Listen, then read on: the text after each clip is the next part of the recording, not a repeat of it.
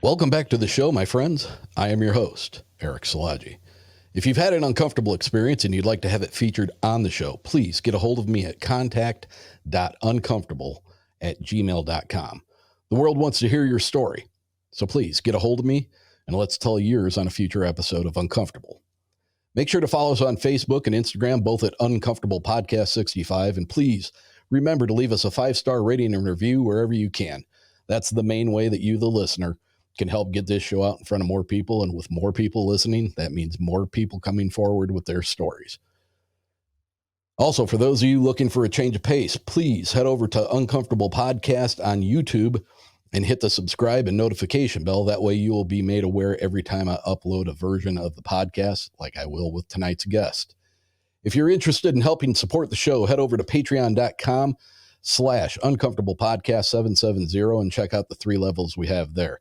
Or if a standalone contribution is more to your liking, you can do that as well through Red Circle's Sponsor This Podcast. The links for both will be in the show notes below. September 14th, ladies and gentlemen, 2024 is the date for Bigfoot and Brews and Spirits 2. Again, held at Sister Lakes Brewing Company in Dowagiac, Michigan. This year's lead speaker, Ohio's Amy Boo from episode 102. She is a part of the Olympic Project out in Washington, as well as leading her own project called Zoo Book.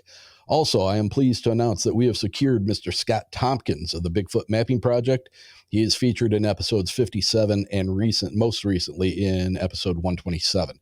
On the slate is naturalist John Hickenbottom from Ohio's Salt Fork State Park.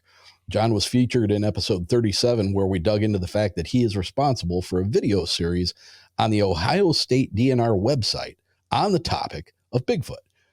On the paranormal side, our special guest speaker will be listener favorite, the Archbishop Christina Rake. As we add to the event and flesh out the weekend's itinerary, I will make you aware there will be a VIP night the night before at the same venue. More information on that will be forthcoming. Stay tuned for more info. Official page and tickets will be available by the beginning of March. Tonight's guest, ladies and gentlemen, is brought to you because of the Archbishop Christina Rake. Tonight's guest is a gentleman who started his journey into the paranormal at a very young age. As the years passed, he studied under some of the finest in the field and began conducting investigations on his own back in 1989. More frequently, now joined by his wife and 2 daughters. They have formed a family ghost hunting group, produced a worldwide highly acclaimed paranormal web series where they investigate some of the most haunted locations in America. He has authored a couple of books on his family's adventures in the paranormal. He has appeared on numerous television programs as a professional magician and is a featured researcher for the American Paranormal magazine. So if you're ready, let's get into it.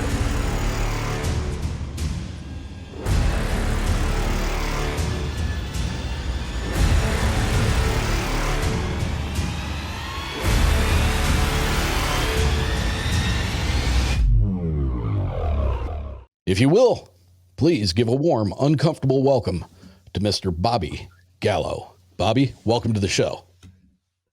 Hey, Eric, it's great to be here. Thank you so much. And give a big hug to Reverend Rake for me as well, because, yes, she is quite a person, and I really do thank her for this opportunity. Well, we talked prior to the recording starting, and we were both singing her praises. She's an amazing woman. We've had a amazing response to her 2 episodes. I think we even put out an extra short thing so that we could get people that were interested in donating to her Kenya project for the underprivileged kids out there. Just a terrific woman. But let's talk about you, my friend. I appreciate you taking the time and making this happen. I know you're a busy man. Let's get into the paranormal. I've got so many questions, and I know we're limited on time here. I've done some investigations. We were talking about that before we started recording. I've done some things. I've done very little investigating, but Right. the times that I have found it remarkably easy to get good evidence. Now, I've been told by Christina and some others, JJ Rose, that is because I apparently am very open to and possibly welcoming of that kind of stuff. Um, I'm interested to know from you: are you or any of your family members that engage in the investigations? Do any of you consider yourselves to be sensitive to these things, or is it more just an interest in it that prompted you to get into this? Myself, no. My family, yes. In fact, I don't believe any of my family knew that they had any kind of psychic talents or gifts for this until we started investigating. Because Really? back when we did it, I have been doing it since 1989, and I've always taken a very scientific approach to it. When my kids wanted to actually go on paranormal investigations and my wife consented to it because she thought it would be, really educational for the kids, and it would be a way to experience historical locations with historical context. And hey, if we ran into a ghost and we got some paranormal evidence, that would be great, because they were big fans at the time of the paranormal shows on TV. And Right. back when we started doing it, those shows were brand new, and there was nobody on YouTube doing it, or very few people. In fact, Right. Yeah. I think you could count the number of people doing paranormal web series on YouTube on one hand, and that's not even an exaggeration. Um, but when we started doing it, I realized very quickly that not only my wife but my daughters absolutely had some psychic talents. My wife, I bought her a homemade set of dowsing rods. She picked them up and started using them to communicate with spirits like she was using them her entire life. My kids Um, just actually got me a pair for Christmas this year. right, right. So my wife, and it was amazing because people would look at our videos and watch her hands, and she wouldn't move a muscle, yet those things would work on command. My youngest daughter, Courtney, she'd be able to see orbs with her own eyes, and my oldest daughter was an empath. She could literally feel the emotions that the spirits were feeling. And this all happened spontaneously. I don't I guess it's not by accident. There must be some higher power at work here. But I'm pretty much, I'm dad. I'm the ringmaster. I'm the guy who puts it all together, and I'm the guy who has the experience with the equipment and paranormal investigation. But I truly believe that it was my family that was able to make it happen. And they were always very respectful of the spirits, and I believe that's why we've gotten so much evidence over the years. Are you jealous at all of you being kind of locked into only getting the mechanical type evidence from technology versus what they're able to perceive? I wouldn't say that I'm jealous. There have been times when I have experienced paranormal activity on a psychic level. Sometimes when we were in, darker locations and we've had more negative experiences, I felt that oppression just as much as they did. And, that was pretty much time to get out. And also one time when one of our family members was actually under a spiritual attack, and was hearing voices in their head. And I'm not gonna go into the detail on that because I don't even talk about it in my books. I could just tell you that it does happen. Um, and I challenged these entities to leave my family member and come into me, and they did. And I heard them, and I'll never forget that. I'll never forget all of those voices just all of a sudden popping into my head. It was a terrifying experience. So there's good, there's bad in this field. You really have to watch what you're doing. Be careful what you ask for. Be careful where you're investigating, how you're investigating. Take the proper precautions. But now we've been doing it well over a decade, over 70 investigations, and we have evidence that would keep the average layperson probably awake for a week or more. Well, I shared with you uh, uh, the events that unfolded with Christina at my Bigfoot and Bruise event, Right. and anybody can go back and listen to the episode, "My Short Lived Passenger." to get the details on that if you don't already know. But you brought up your daughter seeing orbs with her Yes. bare eyes. Yep. One of actually the first investigation that I did with my kids was at a very old graveyard around Barren Lake Cemetery. It was Barren Lake Cemetery around Barren Lake, in just outside of Niles, Michigan. And my daughter called me back into a portion of the small cemetery, very old gravestones in it, Mm, and she said, "Oh my God, Dad, it's really cold back here." And it was the middle of summer. It was nighttime. There wasn't like she stepped under a tree and got shaded from the sun to cool right. off. But in my head, I'm thinking, yeah, okay, that's what they always say, and she's saying it, and Right. I pacified her by walking back there, and as soon as I walked between these two large trees, there was about a 6 foot monument that kind of looked like the Washington Monument. It was just a big Right. pillar with a triangle at the top, Know the a type. pyramid. Yeah, and I was like, "Holy shit, you're right, kid. It is considerably colder here." And just as I said that, and I had a camcorder in one hand that was rolling, and I had my digital camera in the other hand. And in front of both of us, and I caught it on film, was about 2.5 seconds of this thing that just came out of the top of um, that monument, Hmm. and it was a little bit smaller than a golf ball. It was almost white, but it had a bluish halo around the edge of it, Hmm. and it just came into existence, and it did this little zippity doo, and then poof, it was gone. It wasn't like it took off and we could see it leave. It just poof, and it was gone. Right. And my daughter at the time, I think she was like 10 or 11, maybe 12, and you hear her on the videotape going, "Holy shit, holy shit, holy shit, holy shit, did you see that?" And that was, so when people talk about orbs, I Right. have a very high bar for what people consider orbs, and something coming out of nothing and being there, letting you see it, and then poof, it's gone. Right. um that Well, was incredible. the thing about that experience that sells it for me is the temperature drop. Now, when we started, we were actually fortunate enough to be trained by Dr. Harry Stafford. He's since passed on, God rest his soul. But it was down in St. Augustine, Florida, and he's was a Oh, literal legend down there. yeah, Um, and he would always, the first thing he would say is, if you're going to investigate the paranormal, you have to learn how to use a temperature gun, because the one piece of evidence, anecdotal or otherwise, that has withstood the test of time for literally thousands of years when it comes to its relation to the paranormal, are cold spots or ambient temperature drops.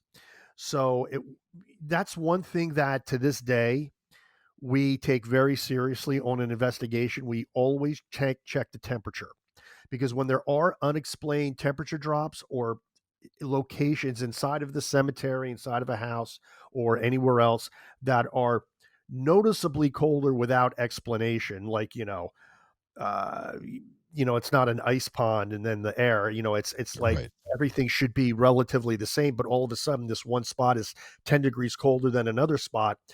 You know, that could be a recipe for paranormal activity. And why is that? Because theory has it that the spirits will actually drain the energy from the area, the heat, in order to manifest.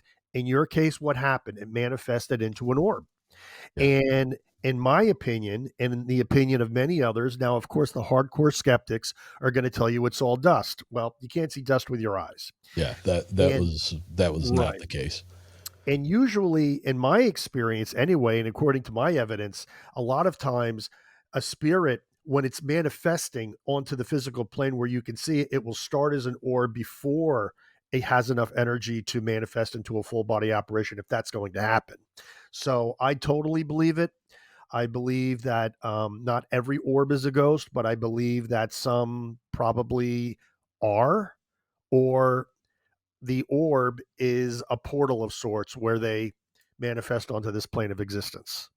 Do you think it's possible that, like the type that I just described to you, Mhm. do you think that that is a just like a remnant of the manifestation of energy, or do you think that that's actually The honest answer is we don't know, right? but I can give you my belief. I think they are the actual spirits. That's what I think. Okay. But I just think it's the form they take when they don't have a lot of energy. I think it takes the least amount of energy to make that orb. Now, we have evidence where we've watched an orb manifest into a full body apparition. I think when they manifest into a form that looks like you and me, I think that takes a tremendous amount of energy, and I think that's why it's as rare as it is. Yeah. We have a couple of them, a couple photos of them, but we don't have a lot. I think we have three, but we have a lot of orbs, and the orbs are not just orbs for the sake of happening to capture them on camera. These are orbs that appeared exactly where we ask them to appear. And there's usually some telltale details on an orb that put it into the paranormal category as opposed to something that is just dust. And what I mean, do you have like a solidified list of things that Yeah. a checklist of things that you go through? Yeah. Yeah, absolutely. If it has concentric rings, that is probably a paranormal orb, in my opinion, because there was a book by Dr. Klaus Heinemann, who's a NASA scientist. It's called the Orb Project, and he would pretty much show you what he believed was a classic paranormal orb. And even a lot of orb researchers that I know that actually specialize in this will all agree that the mandala or the membrane around the orb in the concentric rings is pretty much a telltale sign of a paranormal orb. Now, if the orb is very blurry and indistinct, a lot of times that can be dust. Right. Lens flare is also very easy to distinguish. That is not paranormal, but it does look like an orb. Some insects can look like orbs. And this Mhm. only goes to show that there are a lot of anomalies, airborne particulates, dust, lens flare, pollen, dander, moisture, that could all cause a circular anomaly in a picture. So I always tell the skeptics, well, why can't we say that ghosts can do the same thing? And they're like, oh, no, no, ghosts can't. Because, of course, the skeptics are more materialism minded and they want to look for a rational explanation for everything. But some Right. things defy the rational explanation. I call it strategic placement. When an orb is exactly where it's supposed to be at a particular time, what are the odds? My daughter, we did the orb experiment out of the book, The Orb Project, and my daughter was able to call an orb right above her head. We have the picture. And then on a recent investigation to Valley Forge, Pennsylvania, we were getting crazy activity in one of the cabins. And I said, would you pose for a picture? It said yes, they're one of the pieces of equipment. Took the picture, and there was an orb. And what are the odds when I didn't get orbs in any other pictures on that entire investigation? I only got it that one time exactly where I asked it to be. What are the Yeah. odds of that being a speck of dust by chance? Probably one in a million, one in a billion, one in a trillion. I don't know. Right. And I think it's important to point out that, you know, using a flash on a camera Mhm. is pretty much a no-no, because that is, if you're gonna get an orb, a false orb, using a flash on a regular camera is a surefire way to get it. If you want to fool your friends and they don't know very much, take a picture with a flash at night and you'll get orbs, but it's going to be dust or particulates of moisture in the air, whatever it be. And then also, when using night vision or anything that's producing infrared, bugs, anything that has any of that powdery dust on their wings that are part of protecting the wings, that is highly reflective off of infrared light. And that it there are things that you have to be careful that when you think you're getting something, I'm glad you were able to cover that, because I have Mhm. had photographs sent to me that have the concentric rings, and even some that it's probably pareidolia, but there almost appears to be a portion of a face, Well, within the orb. yeah, and but pareidolia is the problem with pareidolia is many times we use that as a reason to throw the baby out with the bathwater. Right. You know, there could be otherwise genuine paranormal evidence, but everybody's always screaming pareidolia, pareidolia. How obvious is the face? How obvious is the anomaly? Was it taken in a relevant location? Was it taken with other evidence from equipment that backs up the possibility that it wasn't pareidolia? Um, because honestly, blanket debunks. I mean, if we're going to use a blanket debunk for everything, like dust is all orbs or dust or bugs, and all images are pareidolia, then we're never going to get any evidence Right. because Right. you know we're not going to take a picture. It's not going to look like the Mona Lisa, and it's so obvious and so clear. And so, I mean, the only picture I've ever seen that looks that way is the lady in Bachelor's Grove Cemetery, that classic Yes. Victorian image sitting on the gravestone. And who even knows if that's actually paranormal? At that, who knows if that wasn't a person? Right. But most of my apparitions look like the brown lady of Raynham Hall. You know, like coming down the steps, the original paranormal photograph. Yeah. Um, I've got a friend of mine from a paranormal group out in Texas, and she was in this small town gift shop that was quite old, and it was part of a mhm, town that had been there for hundreds of years.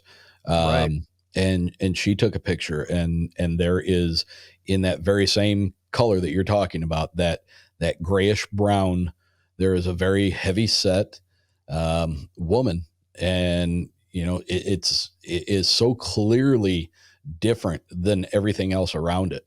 right. It is really very, I mean, it wasn't doing anything other than basically like crossing a doorway. But very, very, very, very cool picture. Yeah, yeah. We have a ton of them, and like one of them that I got at Gettysburg, I throw it out in my book. Is this pareidolia or not? I don't know, but I can clearly see a Confederate soldier.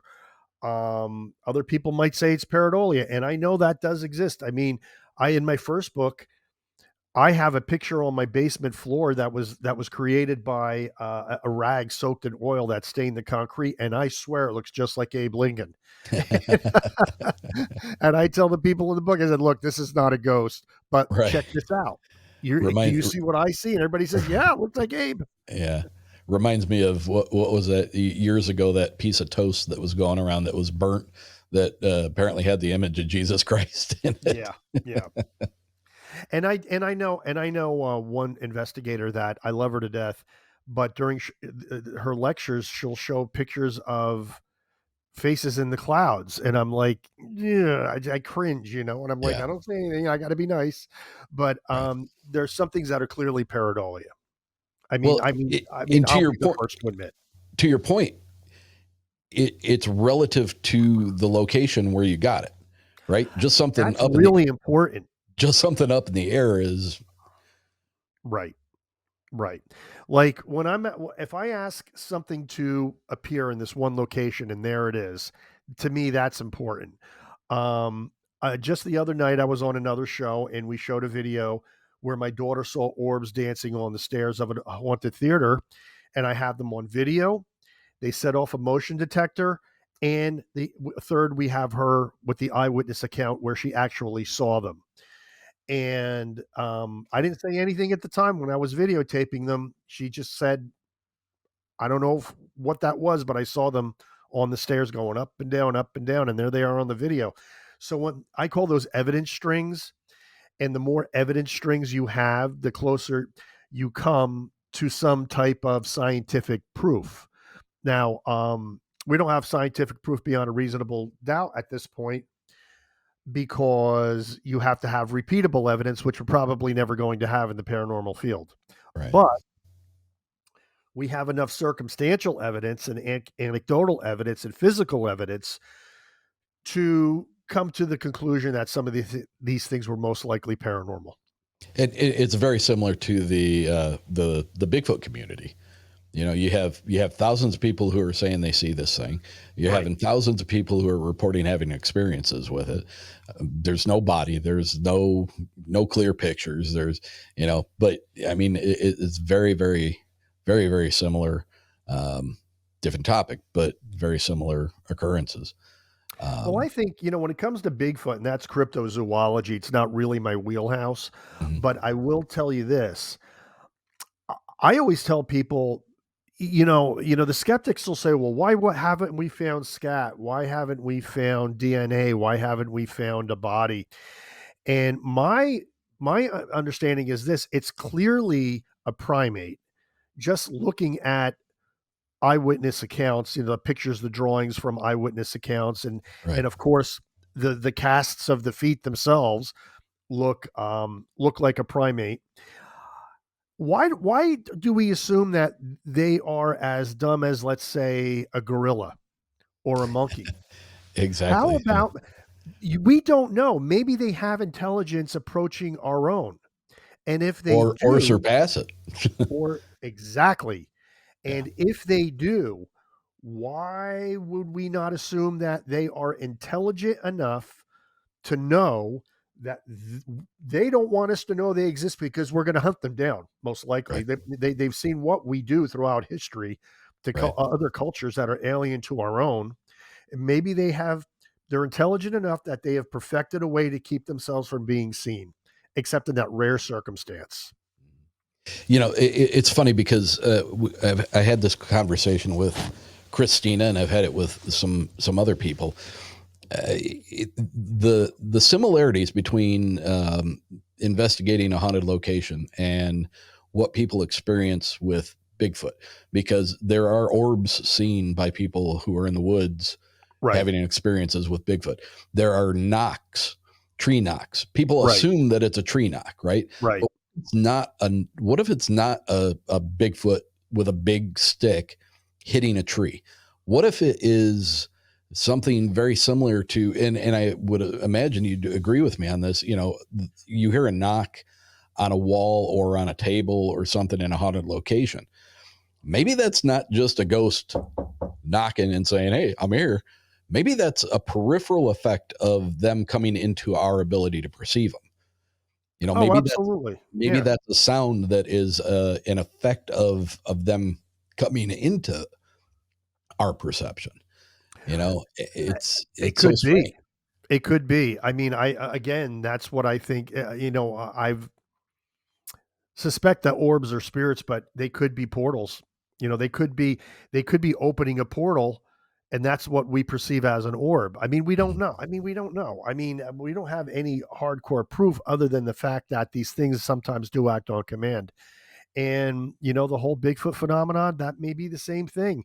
I don't think they're spiritual beings like the Native Americans thought. I do think it's a physical creature. I just think it's a highly intelligent physical creature that knows how to hide itself, and possibly even in cave systems. Because I'll tell you what, I don't care where in the country you go, there's cave systems under the ground. Absolutely is. And they could be living in these cave systems and they know how to hide them. Yeah, Um, you know, just go. I mean, I live in Pennsylvania. I live on the eastern side of Pennsylvania, but if you start driving west, it's just thousands of square miles of nothing. And that's just in Pennsylvania. Go further west and you have more. And I just believe it would. And now you got in these national state parks, like up in New York State and up in the Northwest, where you can't develop and you can't really, you know, uh, do anything yeah. destructive. These they could effectively find places to hide and never be found, in my Absolutely, opinion. I agree with you, and a lot of people agree with the use of case systems. In fact, one of my previous guests, he's going to be a speaker at Bigfoot and Brews this year. Um, the Bigfoot Mapping Project. He produces maps of Bigfoot sightings, or he will take and do an overlay of known cave systems within the U.S.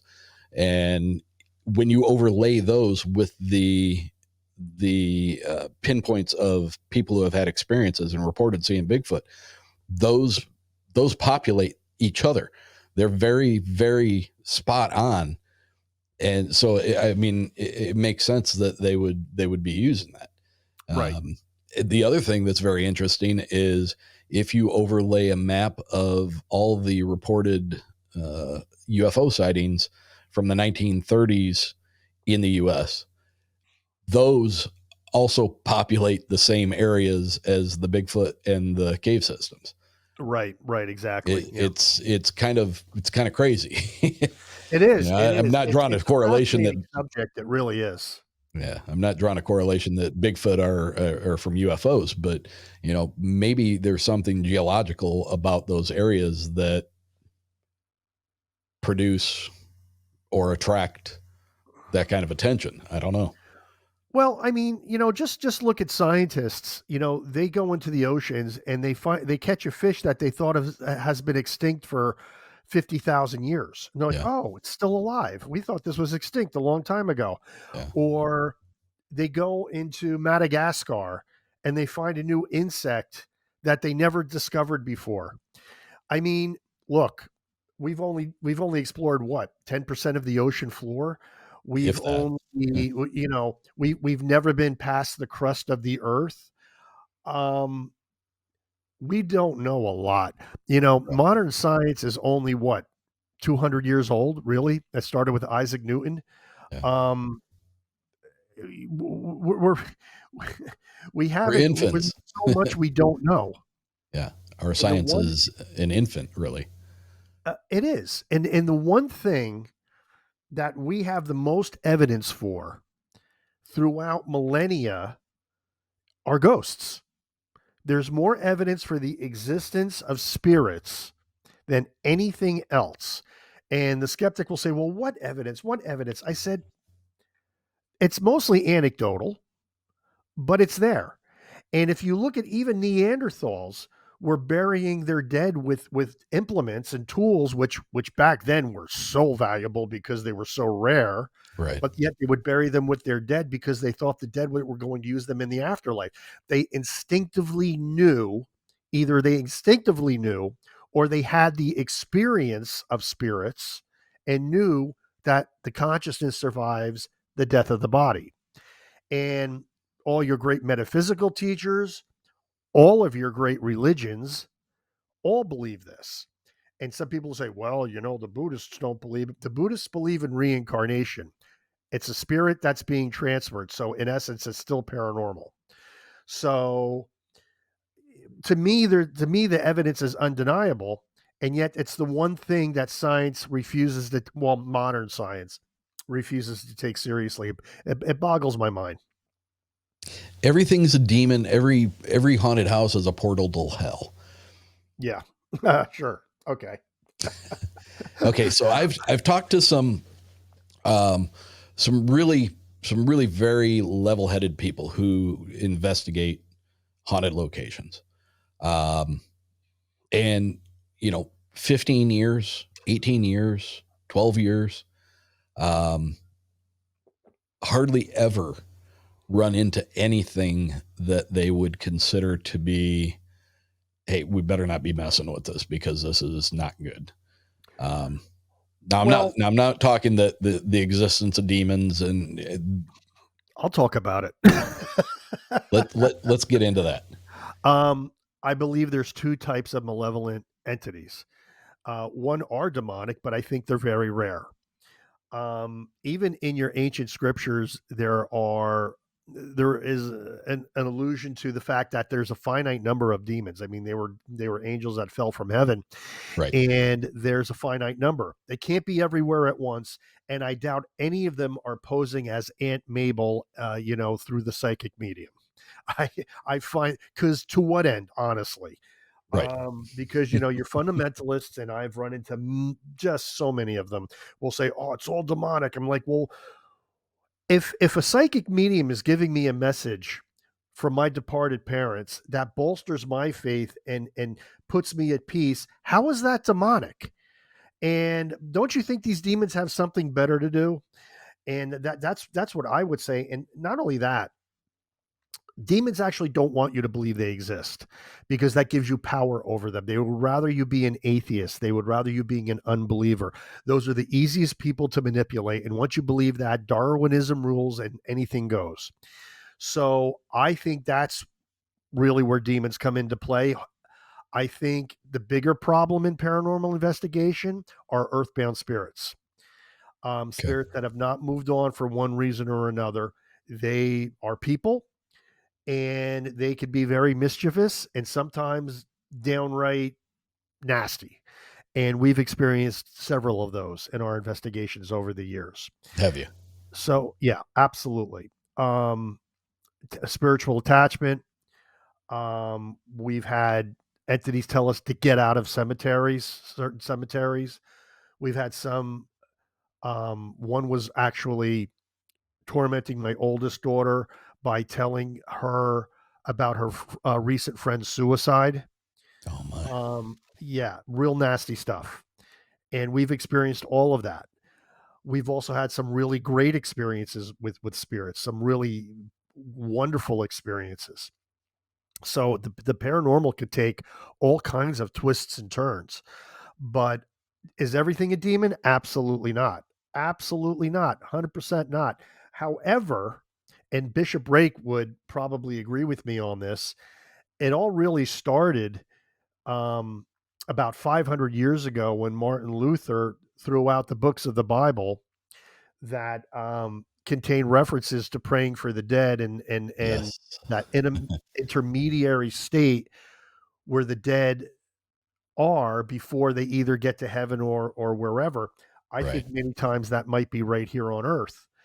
And when you take that away, you're left with two choices: heaven and hell. And I call it the cosmic vacuum cleaner theory. You're either sucked up or you're sucked down, and you have no choice in the matter. You're not allowed to stay here for any reason whatsoever. That's what the Protestants believe because they took out those books of the Bible. So, with that came a problem.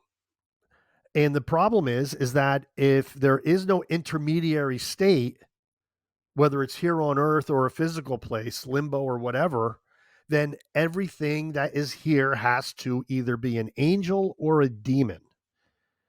And they never say it's an angel. They'll all tell you it's demonic. Right. So I don't believe that. I'm also born and raised Catholic, and I find a lot of sense in it. And that's why when I read Bishop Rake's book, I've told her this, that I was literally in tears because I said, finally, somebody who gets it, somebody who Yep. gets it. And if nobody has ever read her book, and since you have this on video, I'm going to hold it up because I have it right here. Yep. God and the God and the paranormal. Paranormal. Yep. You know, if you're going to be in the paranormal, folks, you really need to read this book. It's very, very important. I say I'm plugging this before I even plug my own books. That's how strongly I feel about it. And don't, and for the listeners, don't be put off that she's the archbishop of a Catholic church, because No, that book, even though it's written from the perspective of someone who is Catholic, right. the information in there is Universal. exactly perfect word for it, universal. Yep. Yep. Um, there's a lot of books that I get this question all the time. What books would you recommend? And I have my top 10 list, and that is on my top 10 list, along with the book we just talked about it called The Orb Project by Klaus Heinemann, PhD. Of course, I have my two books in there, but that's because I wrote them. Of course. So, and my first book is a paranormal primer, among other things. So I think it is good for people. It's not just the story of me and my family. It's also a paranormal primer. But yeah, and of course, anything by Fiona Broome. And if people don't know who Fiona Broome is a pioneer, and she wrote How to Hunt Ghosts in Haunted Cemeteries, which was my go-to book, still is for years. Love that book. So there are some really good books out there. And if anybody ever wants to know what they are, just shoot me a text or a message on Facebook. I'd be more than happy to share. Is there a danger to to somebody who has just watched these paranormal TV shows and got a wild hair up their butt and said, I want to go investigate a haunted location? Is there, There's short of always it's not summoning something? well, that's what they try to do. And there's always a risk. There's always a risk when you're in the paranormal. And it might not be a big risk, but there's always something there. I've seen people's lives crumble sometimes that are in the paranormal, and they blame everything except what could be a spiritual attachment. Right. And it's so common. And even health issues arise sometimes because of these things. I would say you need to read a good book first, take the precautions, and I'm talking spiritual precautions because a lot of people say, "Well, you got to keep religion out of it." I don't know how you can. I don't know how you can. I'm sorry, but I just don't. I mean, this is all spiritual. So when I say take spiritual precautions, that doesn't mean you're going to go in there and you're going to be Mr. Wizard or Mr. Science minded and nothing can touch you because I'm not sure these things even exist. You're the number one target when you believe that, Right. because if you don't believe they exist and you don't have any kind of protection around you, you're just inviting them right in. That's why I always carry blessed medals of Saint Benedict. Archbishop Brake would love that one as we talk about it. And yeah, I mean, I say prayers of protection. There are new age modalities, certain crystals that repel negative energies. So I'm not saying you have to be Catholic or even Christian, but you do have to take some kind of precaution because, look, folks, you can't see these things. You don't know what you're talking to. And they might say they're one thing and then turn out to be something completely different. So yeah, there's always a risk. I don't believe in playing with Ouija boards. I think those are extremely dangerous because those are conduit forms of communication. I agree Because with you. you are moving that planchette, but the spirit is influencing you to move it. So you're a conduit. The spirit is working through you to move that planchette. And if you think that doesn't come with any kind of risks, you got another thing coming. Yeah, I won't touch them. I've had people tell me, you know, been using Nope. it for years, never had any problems. I won't touch it. There's always a first time. Yeah. For those people that have never had a problem, okay, that's great, but there's always a first time. And Okay. I, yeah. I I've done my my video research. I've watched a number of different shows. I've developed, okay, when I take pictures, I'm going to take 3 pictures in a row, so I have a control, and if something happens, it's going to happen in the middle or the last picture. I've got a night vision camera, and I've got a $20 K2 meter off of Amazon.com that I can I can see if there's any energy around me. I might spend a little extra money and get myself a $100 spirit box, a Bluetooth speaker that I can connect to it so it's nice and loud like it is in these TV shows and annoys the piss out of everybody that's in the room with you going. And I might have myself a decent recorder, a digital recorder, to try to capture some EVPs. I've talked to some people who have become unhealthily addicted to the EVP phenomenon. Like Mhm. they they they wake up and want to go get EVPs. So I'm not quite sure what that's all about, why you would become so obsessed with that, but I've talked to more than one. Um, and then I've bubbled up spiritually, and I've got my blessed medals, or I'm saying my prayers, or doing my own little Mhm. thing to protect myself. What what's the process of finding a place that is going to yield you um, some kind of evidence? It's been like we were talking before we started recording. I've been a few times, and each time I've been, it's been remarkably easy for me to capture something. And I've been told that it's because of me, It and is. but It it, is it for sure. Because I know skeptic minded paranormal investigators, and they'll say, I've been doing this for 20 years and I've never caught anything. I said, it's your attitude. I yeah, said, these spirits are not trained monkeys here to entertain you.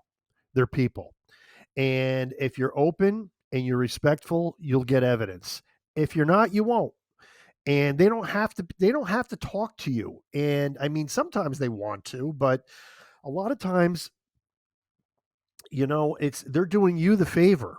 So I think if you're open to it, or maybe even if you have some a modicum of psychic ability, that helps. But I believe that it's all the intent, and I think it's how respectful you are. So I also think that it's where you investigate. A lot of people, the one thing that, I mean, it bugs me, but it shouldn't, because it doesn't affect me at all, is that there are certain locations that people will just go to again and again and again, and all the friends go to the same location, the same haunted hotel, the same haunted theater, this, that, the same haunted battleship. We always went to places that were never investigated. We'd find the oldest, creepiest cemetery in the middle of nowhere, and that would always give us our best evidence. And it's because there's a lot of reasons for that, actually. But if a place hasn't been investigated out and all that energy hasn't been sucked out of it, you'd be amazed at how much evidence you can get and how willing these spirits are to finally talk to somebody. But if you go to these famous paranormal attractions du jour, I call them, sometimes you won't get anything because it's been investigated to death already. it's old hat to them. If they haven't Yeah, moved on and they're still there, they don't care. right. There's a Oh, few another exceptions. group coming through. Yeah, exactly. I mean, there's a few exceptions, and that would probably be someplace like Gettysburg. And the only reason is because it's 50,000 people died there. Right. I mean, Yeah. tragically and horribly. Um, so the energy, I don't know if it's ever going to get sucked out of the place, but there are other places where I I'll give you a great example. The real Conjuring House. Everybody, they pay a lot of money to go investigate that place. I went there and I experienced nothing. It was actually one of my least eventful investigations. Really Yep. interesting. There's constantly people there, constantly. Yeah. So it's like, and like if it's not a residual haunt and these are intelligent haunts, you could just imagine these spirits going, oh, here comes another group. While we were on the topic of the TV shows, I mean, they are still a comfort show for me. I will still turn them on and watch them as I'm cooking lunch or whatever, just having it playing in the background. I've seen Sure. all of them enough times that I don't even really have to see the screen anymore to even tell you what episode it's been. Um, but there is a significant uh, element of production that goes on Definitely. in those shows because they have to ensure that people are going to come back next week. They want to ensure that people are going to not change the channel during the commercial break. Um, you know, Ghost Hunters for me was about the first that we started watching as a family with the kids, and that's where they really got their lust for these kind of programs. And then Ghost Adventures came out, and they had a I think it was a 2 hour documentary, which I thought was really good. And I thought, well, that when the brick flew up across the room in front of them, I was like, holy crap, that looked kind of convincing. And maybe like the first couple of seasons of that show, I liked, and Hmm.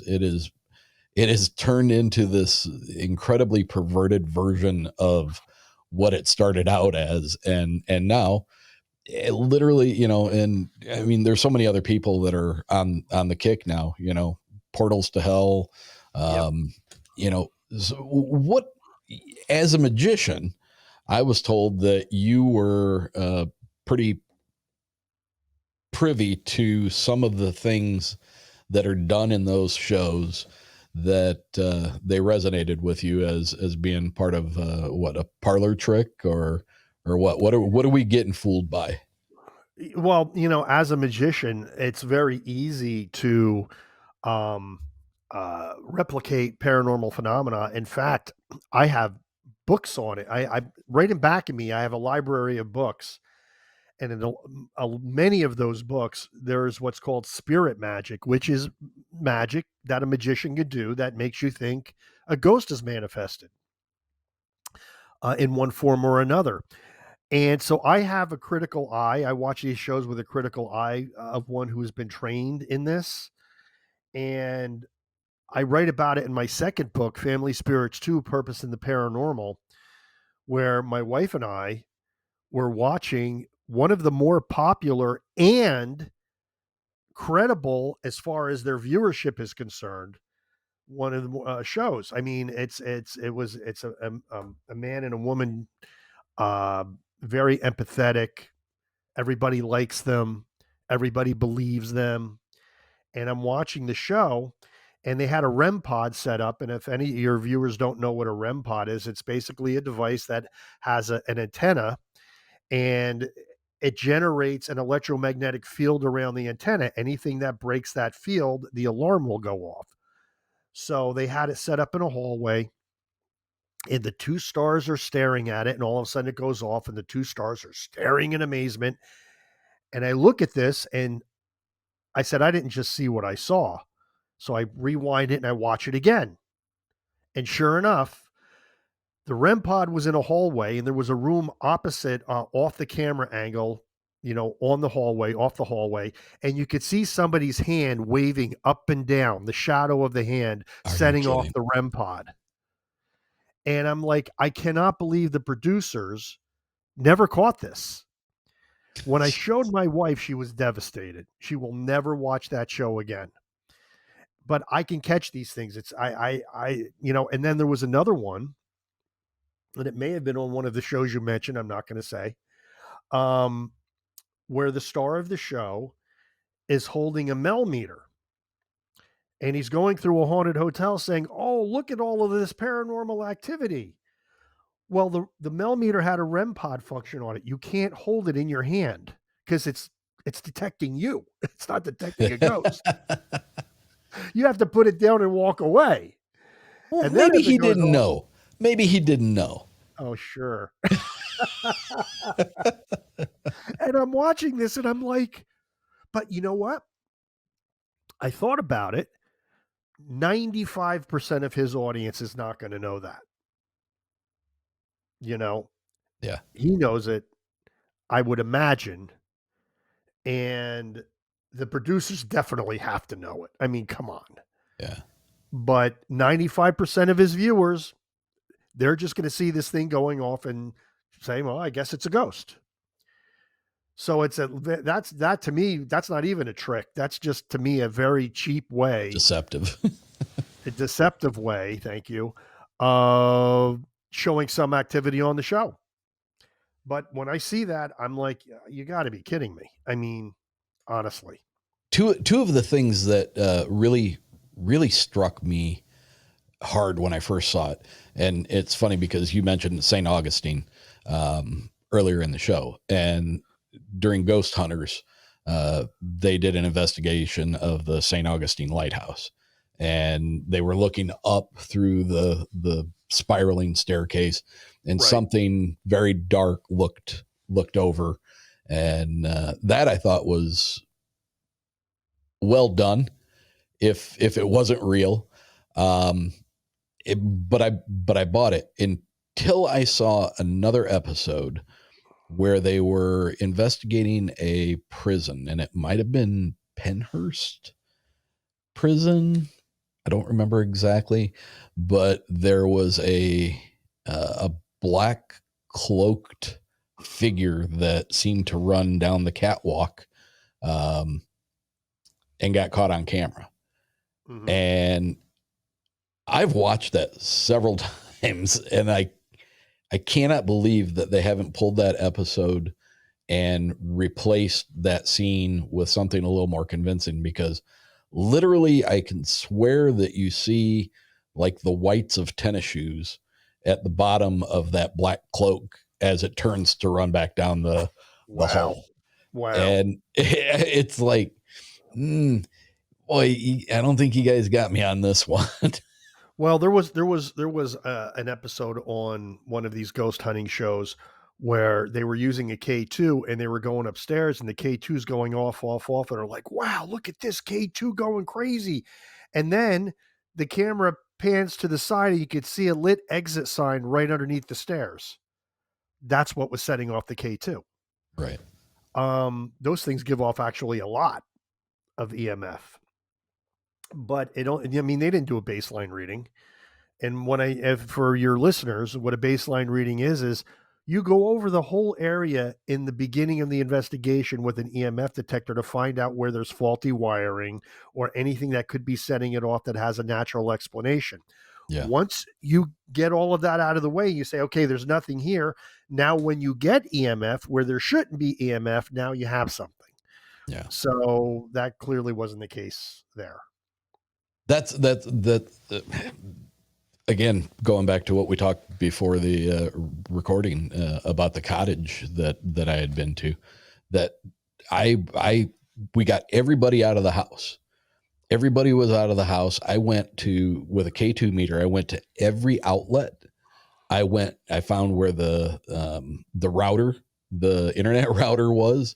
I went near the electrical box down in the basement. Everything. Right. And because I knew that once we all came in, I was going to have to, basically I drew a map of the house on a napkin and marked out, do not go in these areas because you're going to get false readings. Right. Good for you. And That's perfect. It's I exactly what mean, you should do. I mean, the intent wasn't to just scare the shit out of my kids Right. or the Nor guy who should it lived be. Right. there. It's like we're here. Let's do this as legitimately as we can and see if Yes, we can come up with anything. I agree. And that was the correct way to do it. That's the look, I don't know about anybody else, but I'm in this to find out the truth. I want to prove the existence of the afterlife. I'm not in this for sensationalism and likes and ratings and I mean, Right. but unfortunately that's what this industry is morphed into, especially on YouTube. It's people that are trying to become famous that don't have any other way to do it. I say this in Family Spirits too, and it's kind of brutal. It's brutal, but you know what? I just truly believe it. The paranormal has become the one area of entertainment that requires absolutely no talent whatsoever. You don't have to sing, you don't have to dance, you don't have to play an instrument, you don't have to tell a good joke, which is harder than it looks, and you don't even have to do a good magic trick. All you need to do is sit in the dark with a digital recorder or an EMF detector talking to somebody who probably isn't even there. And these people think that's going to make them famous. They saw these three random guys and these two plumbers become multimillionaires with all of the trappings and lifestyle that goes along with being famous and all the convention appearances and all of that. And there's these people saying, you know what? I can do this too. If they can do it, I can do it. And that's Hell what, yeah. hell yeah, we're going to be on TV. And this is where we are. So what do? They go out, they get some equipment, they get it, they film themselves, they put it on YouTube, and they think they're going to be famous. This is where we are. Who gets it right? You know what? The people that get it right are the people that you probably never heard of. There are some really good parapsychology organizations that are doing serious research like IONS, and those are the people getting it right.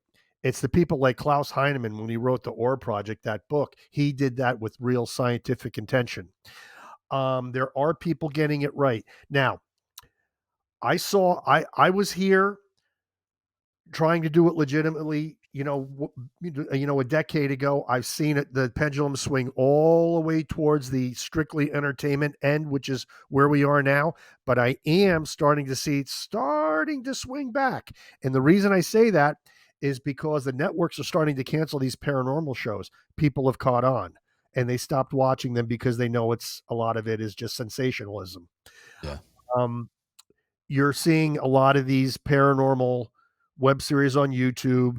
I mean, they're just going to keep them up there. They're not going anywhere, but they're not producing any new content because they realize they're not getting famous. The Travel Channel's not looking at their web series and saying, "We want you to be the next Zach Bagans." They're not doing that. And these people are not, and they're competing with so many other people, and it's become so cutthroat that a lot of people are starting to drop out. And where's that? That leaves the people that are still in it to prove it, to find out the real answers. And so I do see it starting to swing back a little bit, and I think that's a good thing. I know you got plenty of things you got to get to. It's a Friday night. I appreciate you, sir. Well, can I just talk I, about my books for a second? absolutely. I was just going to tell you, plug everything you've got going. Well, look, there's the only two main things really, and the first one is my first book, Family Spirits. I'll put it right here in the camera so people can see it. The Adventures and Evidence of Gallo Family Ghost Hunters. This is my pride and joy. Hit number 3 on Amazon in the adventure travel category. And if you look on Amazon and look at the reviews, there's some actual heavy hitter parapsychologists.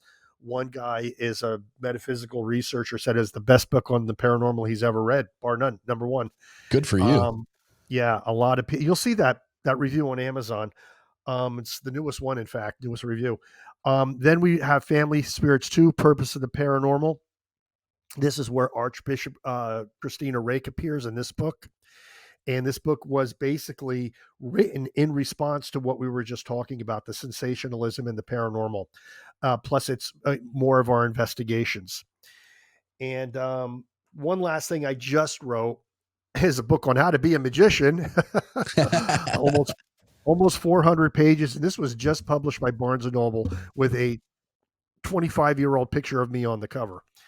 That's a nice mustache you got there. Yeah, it was, and it was brown.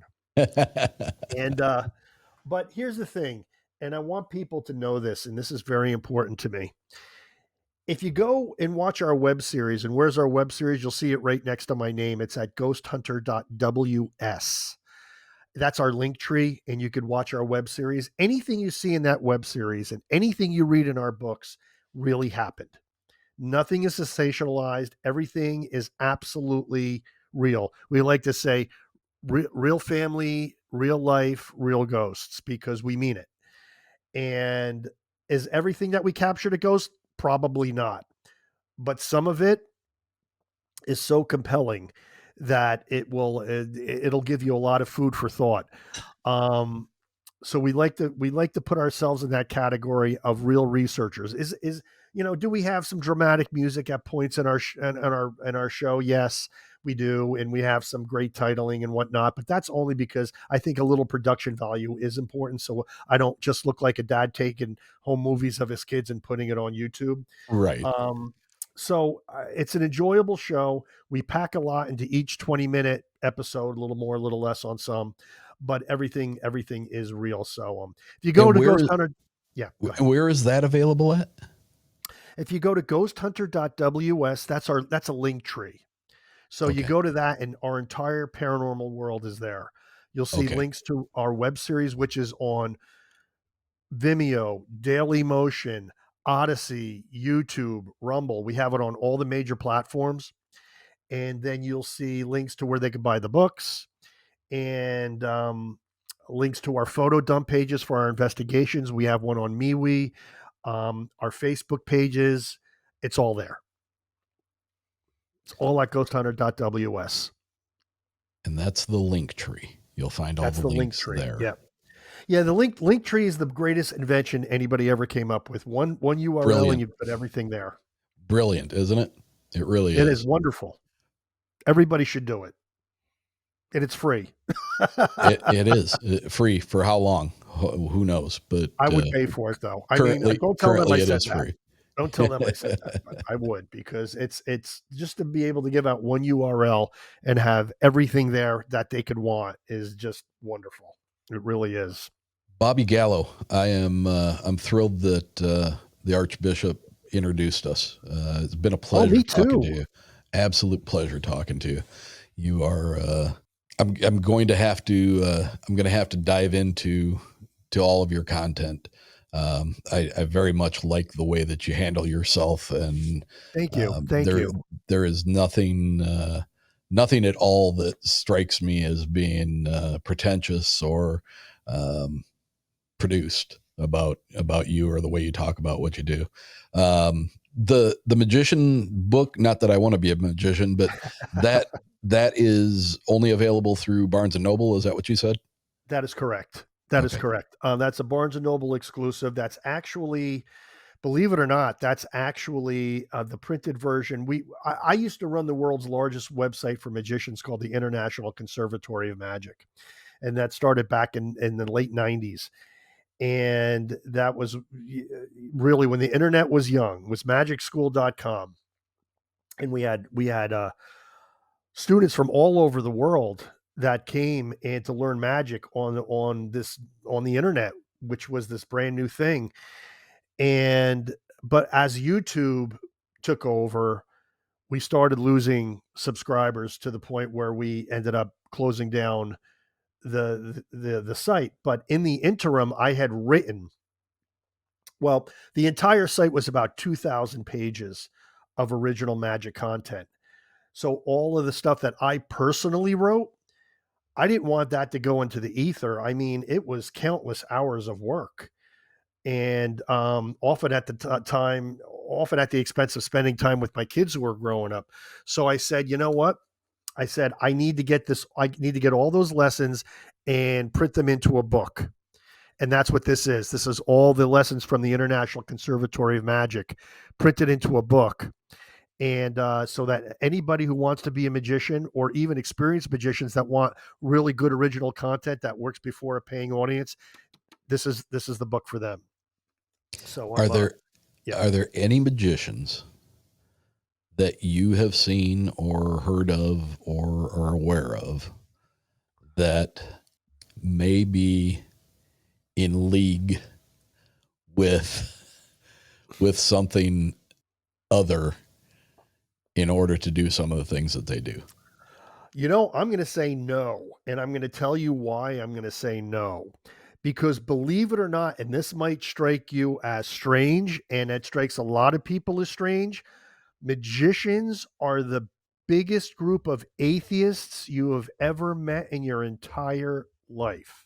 Really? Why would you think that is? No, they really are. No, but I mean, It's why would that? Why is that? It started with, I'll tell you, I think it's a historical thing. It started with, believe it or not, with Harry Houdini and Neville Mascalini, who went on a crusade to debunk fraudulent spiritualists around the Victorian era. Right. And I think that magicians throughout the succeeding decades thought it was incumbent upon them to be the great debunkers. That's why James Randi, who was a devout atheist, called himself an honest an honest liar because he was honest about lying to people when he said he could do magic. Um, Penn and Teller, atheists, very like totally out. You know, they're out with it. I mean, they don't make any bones about it. And every time I'm in a magic meeting or I'm in a magic thread on social media, it bears it out. Most of them don't believe in anything. They like magic for the ability to fake it, but they don't believe that there's anything supernatural to it, which there isn't. Obviously, there's it's tricks, it's illusion. Right. But I came from a different angle. I'm a person of faith and I'm a magician. So I wanted to be able to use my talents as a magician to debunk, which they do as well, but with the ultimate goal of proving the rest of it, whereas they just want to debunk all of it. And so I'm going to say most. most likely not, even though Harry Houdini, before his death, left the door open for the possibility. Most of the magicians I know and the communities that I've seen, they want no part of it, no part of the paranormal. Interesting, because there are some that sure do personify that they have a little bit of help in They're doing just what they do. they're really good at what they do. I mean, a lot of magicians are really good at what they do. They can make you believe, and that's the scary thing. And that's even with a lot of psychic mediums. I mean, cold reading is an art. I have books on it. I never did it, but I have the books on it that tell you how to cold read. And some of them are so good at it, you think that they're really communicating with spirits when they're not. But I do know that genuine ones exist because I've Yes. experienced them. Yeah. In fact, I had one experience that was so powerful that I write about in my book. This is one of the reasons that put me on the road to doing this, because there's no way she could have known. And she didn't even know what she was saying. It only meant something to me. So when I told her the significance of what she imparted, she was as blown away as I was. And that's Sylvia Rossi and Family Spirits too. So Christina floored me. Christina Rake floored me with she's very with talented. with a reading that she did, Yep. and it. We were only on the phone. It was not a video. Um, my jaw hit the floor when she said the things she said, and that was eye opening. And that's what I like about her. And she's a, she could she could tune into people. And she keeps her circle small. Yes, You know, she does. And I'm honored to be in that circle because I just think she's amazing. And I don't think she gets the credit she deserves, even though that's she's why I not have out to no get the credit.